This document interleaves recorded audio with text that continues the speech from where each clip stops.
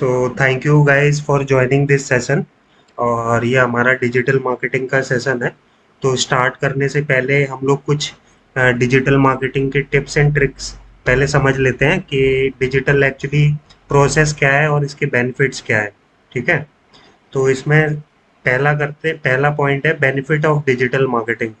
So let's drive into the top 9 benefit of digital marketing. पहला है increase customer loyalty with frequent communication. तो इसका मतलब क्या है? कस्टमर की पहले लॉयल्टी आपको बनानी है। Yes sir. हाँ। तो increase customer loyalty with frequent communication. ठीक है। तो मतलब कस्टमर की लॉयल्टी कब बनेगी? एक बार तो चलो कस्टमर ने सामान खरीद लिया, लेकिन वो सामान को जो भी प्रोडक्ट है वो प्रोडक्ट यूज करने के बाद तभी कस्टमर जो है फीडबैक देता है। वरना फीडबैक अगर आपको पॉजिटिव नहीं देता है या वो फीडबैक नेगेटिव पुट कर देता है तो लॉयल्टी बन नहीं पाती। तो सबसे पहला जो एंगेजमेंट होता है कस्टमर के साथ, वो आपको लॉयल्टी बनाने वाला प्रोसेस रहता है। तो आपको फर्स्ट में प्रोडक्ट के ऊपर फोकस करना है और कस्टमर से आपको लॉयल्टी बनानी है, ताकि जब भी आप रीमार्केट करो आपके पास रिपीटेशन आना चाहिए, रिपीट ऑर्डर आना चाहिए। तो इसको बोलते हैं कस्टमर लॉयल्टी। सेकंड पॉइंट है engage the customer at every buying stage. तो बाइंग स्टेज क्या क्या है?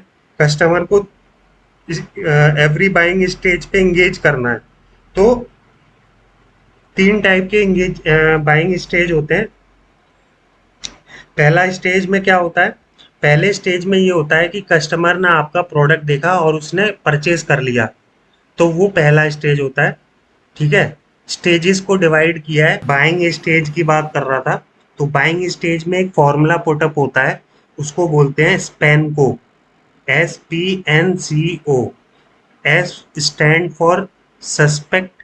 सस्पेक्ट मतलब आपका कस्टमर कौन है, मतलब आपका प्रोडक्ट क्या है, आपका कस्टमर कौन है, इन दोनों के बीच में जो अ, अंतर आता है उसको बोलते हैं सस्पेक्ट। मतलब आपको आपका प्रोडक्ट किसको बेचना है, तो आपको ऑनलाइन वो समझ में आना चाहिए।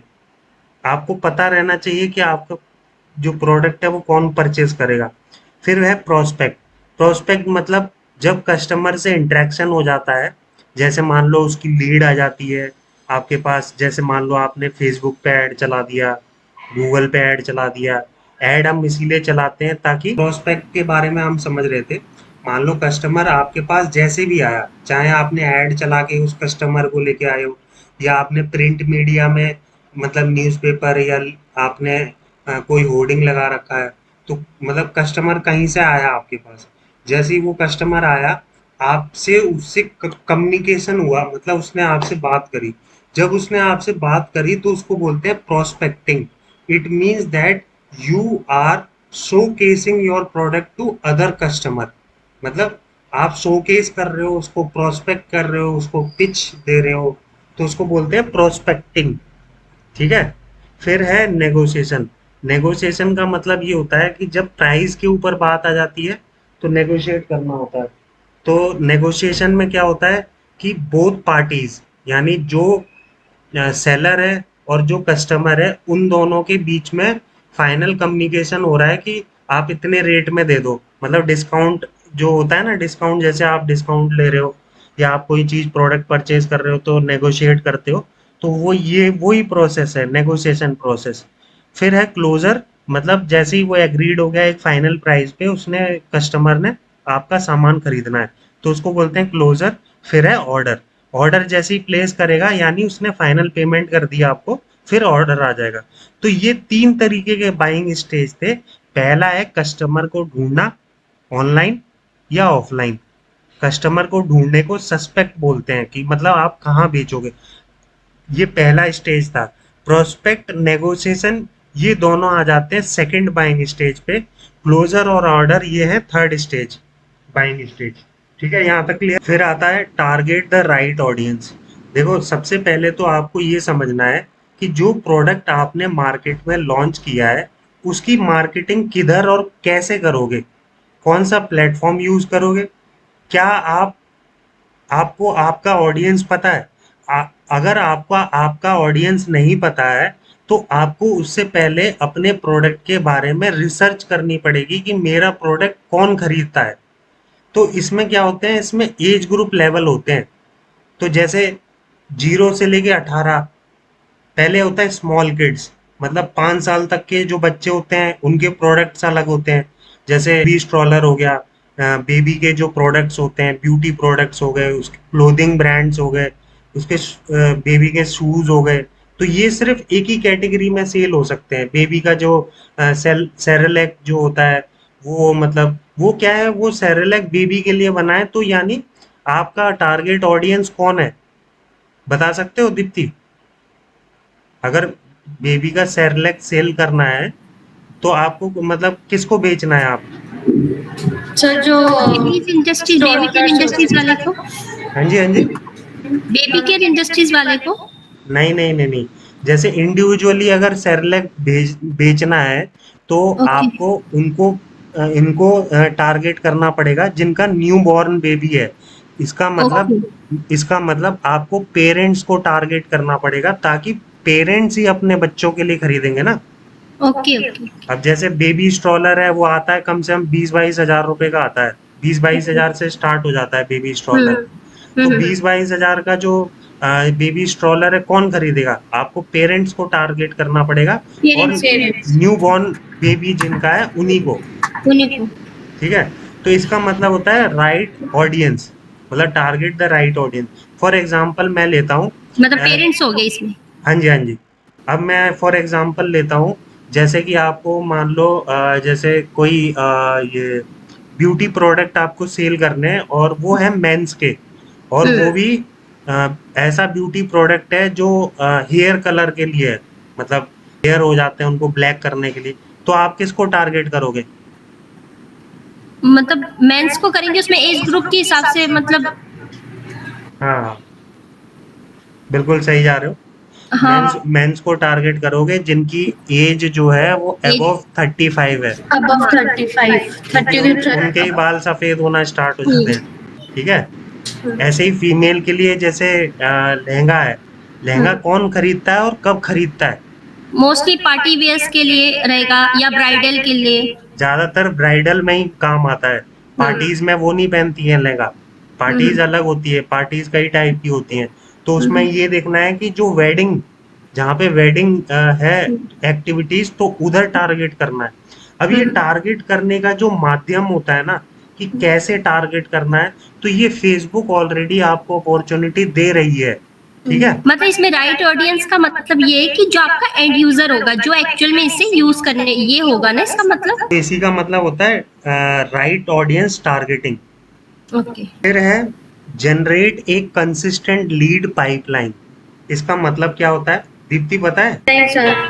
Generate a consistent lead pipeline, hmm. मतलब कि लीड पाइपलाइन मतलब कि जो लीड हम लोग, मतलब जैसे ये इसमें बताया था आपने, मतलब राइट ऑडियंस से जो लीड्स हम लेके आएंगे वो मतलब किसने कितने क्या क्या रहेगी वो पाइपलाइन, वो मतलब है। नहीं नहीं, इसका मतलब ये नहीं है। देखो मैम, जैसे मान लो आपकी एक शॉप है वेडिंग बाजार के नाम से, और आप बेसिकली साड़ीज होती हैं, साड़ी होती है ना, जो वेडिंग साड़ीज होती हैं, तो उसका आपका क्या है, आउटलेट बना है। ठीक है। मान लीजिए कि जैसे आपका डेली बेसिस का फुटफॉल है 10 लोगों का, 10 लोग आपसे परचेज करके लेके ही जाते हैं। ठीक है। ये कंसिस्टेंट है, मतलब 10 लोग पर डे, मतलब 100 लोग आते हैं, 150 लोग आते हैं, 150 हो चाहे 100 हो, लेकिन आपसे परचेज फाइनल 10 लोग ही टेन लेके मतलब जाते लेते ही हैं। लेते हैं, 10 लेते ही लेते हैं, ये हाँ, चाहे वो दो कंसिस्टेंट। 200 आ जाए, चाहे वो 300 आ जाए, लेकिन कंसिस्टेंट लीड पाइपलाइन का मतलब ये है कि मान लीजिए आपने वेडिंग बाजार के एड चला दिए, इंस्टाग्राम पे, फेसबुक पे, गूगल पे, amazon पे, आपने अपने जेब से पैसा खर्च करके ऐड चलाए। तो आप ये चाहोगे ना कि मेरे पास 10 कस्टमर सेल्स करता है, तो मैं चाहूंगा कि मेरे पास अगले दिन से 15 कस्टमर आए, 15 कस्टमर आए। फिर अगर उसके नेक्स्ट डे आपके पास 12 कस्टमर रह गए, 12 कस्टमर खरीद रहे हैं, फिर 11 खरीद रहे हैं, फिर 13 खरीद रहे हैं, तो ये कंसिस्टेंट नहीं है। ठीक है? तो मतलब ये है कि अगर आपको ऐड चलाना है तो कोशिश ये करनी है कि 15 है तो 15 को फिक्स करके चलो। कंसिस्टेंट पाइपलाइन बोलते हैं इसको। ठीक है? फिर आपके पास जैसे कल 15 आ गए, फिर 15 परसों जो है वो 20 के लिए फोकस करो, फिर उसके आगे और फोकस करो। तो उसको बोलते हैं कंसिस्टेंट लीड पाइपलाइन। पाइपलाइन का मतलब यही होता है, ये कंटिन्यूअस फ्लो के ऊपर ग्रोथ चल रही है। तो जैसे आपने 15 आज किए तो कल 20 करना है, 20 करना है, मिनिमम देखो 10 तो आप फाइनलाइज करके चल ही रहे हो। तो नेक्स्ट डे आपको क्या करना है, अगर आज 15 की सेल हो गई है तो कल 15 ही रखने हैं, आपको पर फिर 20 पे फोकस करना है कल। मतलब उसके ऊपर का लेके जाना है, जो हमारे हाँ, कंसिस्टेंट फिगर बन गया है कि इतना तो होगा ही होगा, उसके ऊपर के लिए करना है। हाँ, उसी के ऊपर के लिए आपको एनर्जी लगानी पड़ेगी। एनर्जी क्या होती है? एनर्जी सेल्स होती है। अगर सेल्स। आपकी सेल्स हो रही है तो वो प्रॉफिटेबल बिजनेस है। फिर है optimise and obtain better conversion rate. Better conversion इसका मतलब ये होता है कि मान लीजिए जैसे मैं इसी की बात कर रहा था कि जैसे आज 15 हो गई, फिर कल भी 15 हुई, फिर परसों भी 10 हो गई। तो ये कन्वर्जन रेट को इसको बेटर नहीं मानते हैं। बेटर कन्वर्जन रेट उसको मानते हैं जैसे आज 15 हो गई, कल 20 हो गई, फिर परसों 25 हो गई, फिर उसके अगले दिन 30 हो गई। इसको बोलते हैं बेटर कन्वर्जन रेट। बस बोले तो जो पहले वाला था है ना। हाँ, अब मैं समझाता हूँ कि ऑप्टिमाइज का मतलब क्या है। ऑप्टिमाइज का मतलब ये है कि मैं एक एग्जांपल लेके चल रहा हूँ। फेसबुक और गूगल ऐड एक ऐसा प्लेटफॉर्म है, जब आप इनको पैसे देके ऐड चलवाते हो, या आप ऐड चलवाते हो इन प्लेटफॉर्म पे, तो पहले एक वीक तक आपको कोई रिजल्ट का एक्यूरेट कन्वर्जन रेट नहीं पता पड़ेगा, क्योंकि जो ऐड आपने दिया है, फेसबुक उसको खुद समझने के लिए, आपने जो ऐड दिया है फेसबुक पे चलाने के लिए, उसको एक हफ्ता लग जाता है आपके ऐड को समझने के लिए। ठीक है? तो लेकिन आपको एक हफ्ता तो वो कंटिन्यूअस सेम बजट का ऐड चलाना ही चलाना है। फिर उसके बाद जब आगे बढ़ोगे तो उसको ऑप्टिमाइज करना है। ऑप्टिमाइज मतलब ये दो चीजें होती हैं, या तो आप ऑप्टिमाइज कर लो या फेसबुक अपने आप ऑटो ऑप्टिमाइज कर लेता है।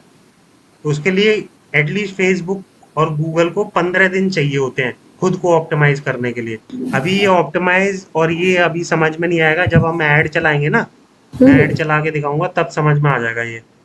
ठीक है। प्रैक्टिकल करेंगे। ठीक है? फिर है accurately measure all the result. फिर आप ये देखो कि गूगल पे जो ऐड चलाए हैं, फेसबुक पे जो ऐड चलाए हैं, ट्विटर पे जो ऐड चलाए हैं, इंस्टाग्राम पे जो ऐड चलाए हैं, इन सबको मिला के कौन सा मेरे को प्लेटफॉर्म बेटर रिजल्ट दे रहा है, उनका रिजल्ट बनाओ। और आप देखो कि किस में कितना खर्चा किया था और कितना मुझे प्रॉफिट हुआ, उसमें से माइनस करके जो निकल के आ रहा है वो टोटल प्रॉफिट है आपका। मतलब ऐड का भी तो कॉस्ट लगता है, हाँ जी। ऐड का कॉस्ट लगता है ना। हाँ जी। तो वो प्रोडक्ट, मतलब एक सिंगल प्रोडक्ट, उस पे कितना ऐड का खर्चा हुआ, उस पे कितना प्रॉफिट आया, वो माइनस करने के बाद आपको सारा एवरेज वैल्यू निकल के आ जाएगी प्रॉफिट की। Actual profit. हाँ।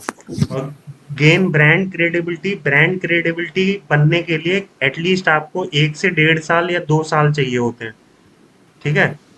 मतलब आपको कंटिन्यूअसली 1 से 1.5 साल अपनी मार्केट में प्रेजेंस बनाए रखनी पड़ेगी, चाहे वो फेसबुक के थ्रू, चाहे वो कोई भी प्लेटफॉर्म हो आपका, चाहे गूगल। हाँ, अब हम प्रैक्टिकल पार्ट से स्टार्ट करते हैं।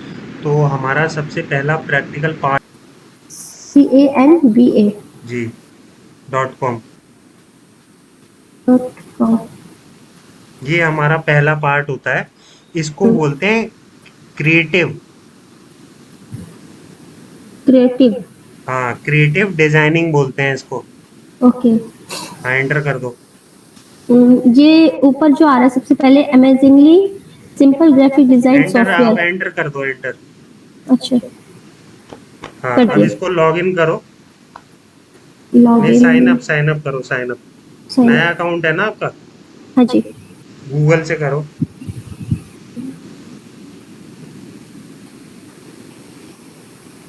मेल आईडी और ये सब डालना है आप।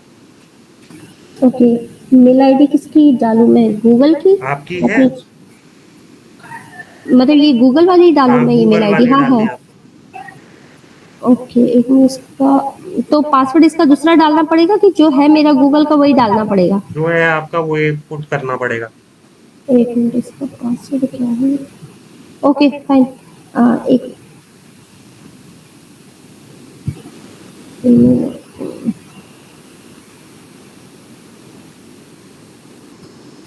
ये हाँ, जीमेल से लॉगिन करो, गूगल से। Continue with Google. हाँ, यही वाली आईडी है, ऊपर वाली।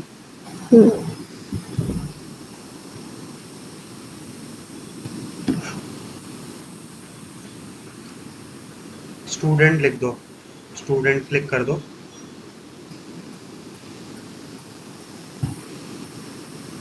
यूनिवर्सिटी कर दो।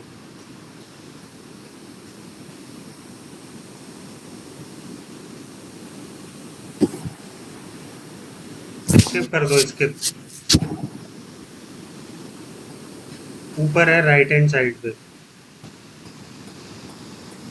ये हो गया आपका लॉगिन, ठीक है। ठीक है। अब सबसे पहला काम आपको क्या करना है, आपको लोगो बनाना है, ठीक है। ओके। अब मैं स्क्रीन शेयर कर रहा हूँ अपनी। हम्म। मेरी स्क्रीन को आप देखना, फिर आपको बनाना है, ओके। वो भी अभी। ठीक है। ठीक है, मेरी स्क्रीन देखो अब।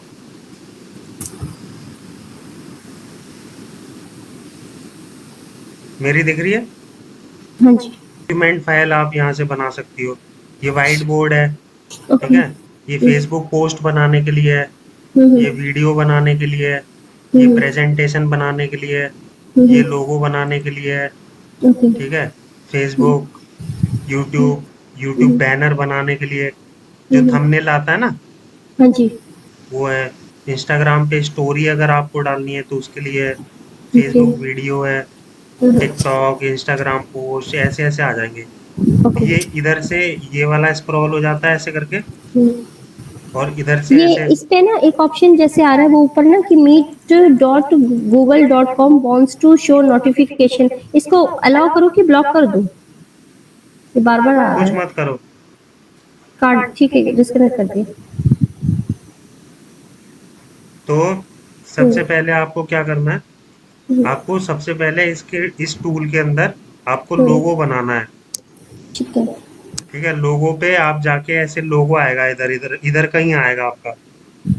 मेरा इधर आ रहा है क्योंकि मैं यूज हम्म। करता हूँ उसको बहुत, ओके। ठीक है। ठीक है। लोगो आ जाएगा। तो सबसे पहले क्या करना है, सबसे पहले आपको कोई ये बढ़िया सा लोगो सेलेक्ट करना है। ओके।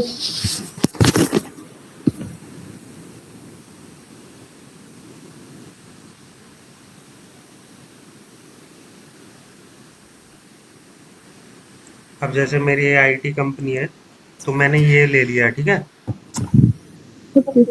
और यहाँ पे मैंने लोगो डबल क्लिक करके लोगो चेंज कर सकता हूँ। हम्म। अब ये ऐसे नीचे आ गया, इसको पूरा हम्म। सेलेक्ट करके इधर से छोटा कर सकता हूँ, हाँ हाँ। ठीक है। ठीक है। तो ये मेरा लोगो ऐसे बन गया। अब इसको ओके। बड़ा छोटा भी कर सकता हूँ ऐसे, हम्म।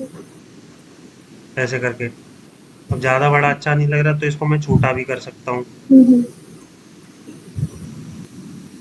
ये हो गया, ठीक है। ओके। अब जब फाइनल मेरा बन जाता है, मेरे को हम्म। सारी चीज़ें इसमें सही लगती हैं।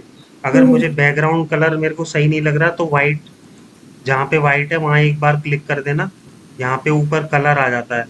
ओके। तो यहाँ से कलर भी चेंज कर सकते हो ऐसे, हम्म। ठीक है। ओके।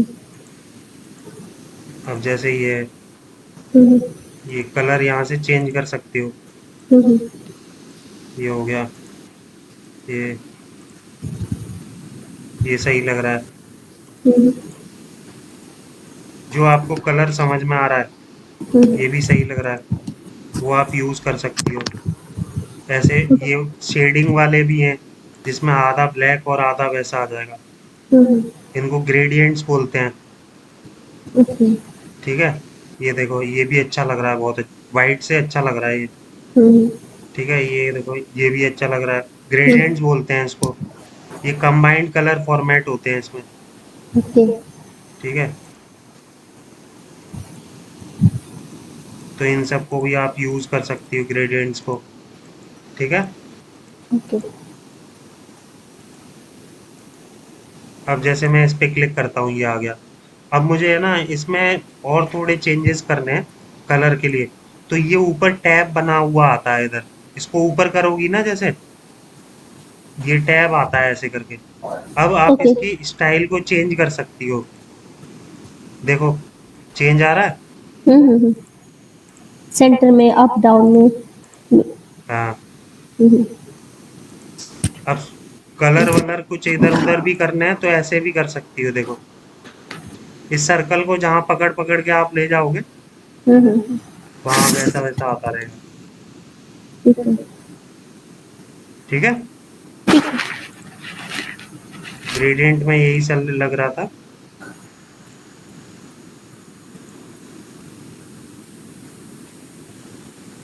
अब ये चेंज हो गया, फिर वही हम्म। कलर कर देते हैं, हम्म।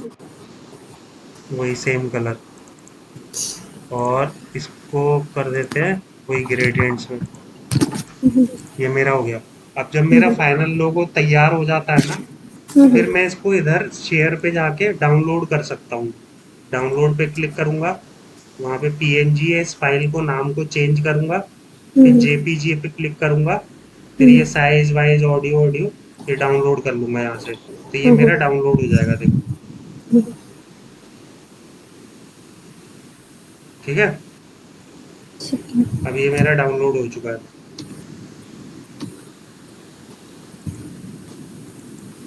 ये मेरा ऐसा दिखाई देगा, देखो। ठीक है, ठीक है। ये मेरा लोगो बन गया।